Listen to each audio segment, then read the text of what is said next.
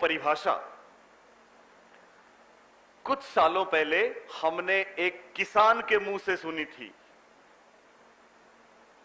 अंतर एक ही था, शब्द बदल गए थे, लेकिन कंसेप्ट वही था, मर्म वही था, भाव वही था। क्या है वो परिभाषा? उससे पहले वो 2 मिनट की किसान वाली बात मैं आपसे करना चाहूंगा, कर लूं? आप बोलो तो ओके। सुने, सीखना क्या है। एक्चुअली एक बार हम कहीं पे जा रहे थे, रास्ते में रोड पे हमारी गाड़ी खराब हो गई। सुन रहे हो आप? जहां पे गाड़ी खराब हुई उसके दोनों तरफ गन्ने के खेत थे। किसके खेत थे? गन्ने के। और मैं एक पगडंडी पे निकल गया ये देखने के लिए कि क्या चल रहा है वहां पे। वहां पे कोल्हू चल रहा था। कोल्हू समझते हो? एक किसान और किसान का बेटा कोल्हू चला के गन्ने का रस निकाल रहे थे। जैसे मैं उनके पास गया, किसान ने मुझे देखा और मुझसे पूछा, कौन है आप? मैंने कहा, मैं एक शिक्षक हूं। जैसे मैंने बोला ना, एक शिक्षक हूं, किसान की आंखों में श्रद्धा के भाव आ गए। आपको पता है, शिक्षक, आप जिस चीज के लिए बैठे हैं यहां पे, जिसकी तैयारी कर रहे हैं, वो इस दुनिया का सर्वश्रेष्ठ काम है। जिस दिन आप शिक्षक बन के जाओगे, आपको एहसास होगा, बहुत से एहसास होंगे, इससे बढ़िया कोई काम नहीं है, कोई सेवा नहीं है, कोई प्रेस्टीज नहीं है, कोई इज्जत नहीं है, कोई खुशियां नहीं है। मैं मेरी फैमिली से भी 20 दिन के लिए दूर हूं, मेरे को फील ही नहीं हो रहा, क्योंकि मैं आपके बीच में हूं। आप जाओगे जब स्कूल, तो इतने छोटे छोटे बच्चे मिलेंगे आपको मजा आ जाएगा, जीवन का दर्शन समझ में आ जाएगा। लेकिन शिक्षकों की इज्जत करना भी जरूरी है, हालांकि उसके लिए वो खुद जिम्मेदार हैं। आपने सुना था पिछले दिनों एक बहुत बड़ी घटना हुई थी। एक देश, नॉर्वे या डेनमार्क, कोई ऐसा देश था, अपने यहां के कोई टीचर वहां पे गए थे। आपको पता है ना, दूसरी जगह टीचर जाते हैं, फॉरेन में बहुत से इंडियन पढ़ाने जाते हैं। और मुझे तो ये लगता है कि किसी दिन अपने निर्मल सर भी किसी फॉरेनर को ना बुलवा लें। हो सकता है आने वाले टाइम में फॉरेनर भी आएंगे पढ़ाने, क्योंकि पूरे भारत से तो आ ही रहे हैं लोग बाग पढ़ाने। बात समझ में आ रही है आपको? तो भारत के लोग कैसे हैं? वो विदेश में पढ़ाने गए, और जहां पे वो गए वहां पे उन्होंने एक ट्रैफिक का कोई रूल तोड़ दिया। रूल तोड़ते ही वहां तुरंत पेनल्टी की पर्ची आ गई, लेकिन उन्होंने ध्यान नहीं दिया क्योंकि क्लास लेट हो रही थी। आपको पता है, शिक्षक इस बात का ध्यान रखता है कि बच्चे आके बैठ गए तो वो अपने सारे काम छोड़ के जल्दी से भाग के आता है। आते हैं कि नहीं आते हैं? आते हैं ना। तो वो सीधे क्लास में चले गए, 3 घंटे 4 घंटे पढ़ाने लग गए। पढ़ाने के बाद जब बाहर निकले तो उनको बोला अरेस्ट, सूचना आ गई, आपको कोर्ट में पेश होना है, आपको अरेस्ट किया जा रहा है। जब वो कोर्ट में गए तो जज और लॉयर और सब लोग थे, सबने पूछा कि आपने जुर्माना नहीं भरा, आपने हमारे देश का कानून तोड़ा है, आपने ऐसा क्यों किया? उन्होंने जवाब दिया कि मैंने ध्यान नहीं दे पाया, क्योंकि मेरे बच्चे वेट कर रहे थे, मैं लेट हो रहा था, इसलिए मैं सीधा चला गया। उन्होंने पूछा आप क्या करते हो? उन्होंने कहा मैं एक शिक्षक हूं। जब उन्होंने बोला मैं एक शिक्षक हूं, तो कोर्ट के तमाम लोग, जज, लॉयर, सब खड़े हो गए। खड़े होके उनसे बोला हमसे भूल हुई, आप शिक्षक हैं, हमें पता नहीं था, आप हमें माफ करें, पेनल्टी, जुर्माना सब माफ। ये इज्जत शिक्षक की। बात समझ में आ रही है आपको? हम बात कर रहे थे उस किसान की।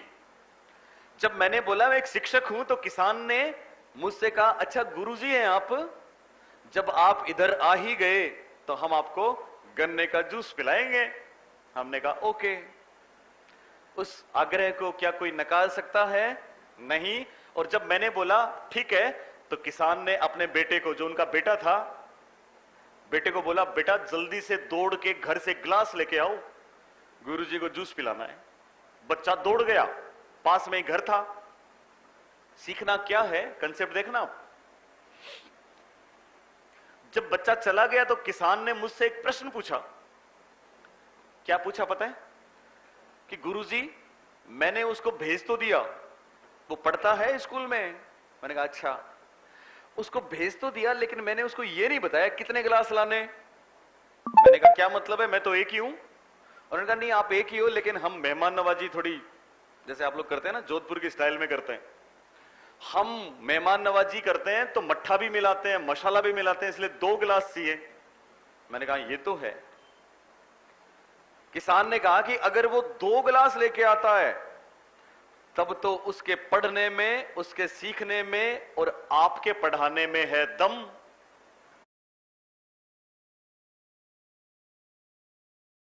शिक्षकों के पढ़ाने में है दम, नहीं तो सब बेकार है। बहुत बड़ी बात थी। मैं भी देखने लगा। थोड़ी देर में दौड़ता हुआ वो स्टूडेंट आया और पता है कितने गिलास लेके आया? 1। और जैसे ही 1 गिलास लेके आया, किसान ने फिर मुझे देखा और फिर एक तीर छोड़ा और बोले, गुरुजी मैंने कहता था आजकल के बच्चे, आजकल के शिक्षक। बोला व्यंग था। जब किसान ने ऐसा बोला तो मैं तो लाजवाब हो गया, निरुत्तर हो गया। लेकिन मुझे लगा कि ये किसान नहीं, ये कोई भगवान का रूप है और इस मुसीबत से हो सकता है यही मेरे को निकालें। और फिर मैंने उनको इसका इलाज पूछा। पता है, छोटा बच्चा भी कुछ पाने के लिए मिन्नतें करता है ना। शिक्षक बहुत अच्छा है, सारा सब बढ़िया है, लेकिन शिक्षक में गुरूर होता है। गुरूर वो तभी देता है जब सामने वाला उसका पात्र हो। पता है ना आपको। तो मैंने उस वक्त उस किसान को गुरु माना मन ही मन, और मैंने पूछा, मिन्नत करी। मैंने कहा बिल्कुल आप सही कह रहे हो, लेकिन आप ही बताओ आखिर हम भी क्या करें। जब मैंने इस तरह से पूछा ना विनम्रता से कि आप ही बताओ आखिर हम भी क्या करें, तो किसान ने जो जवाब इसका दिया वो वर्षों पहले चार्ल्स ई स्किनर ने अपनी बुक में लिखा था। शब्द बदले थे, बात वही थी। पता है क्या बोला किसान ने? किसान ने बोला, गुरुजी इसमें आपका भी दोष नहीं है। आजकल के बच्चे ही ऐसे हैं जो जितना बताते हैं उतना ही करते हैं, अपनी तरफ से कुछ नहीं जोड़ते। That is learning. बात समझ में आ रही है?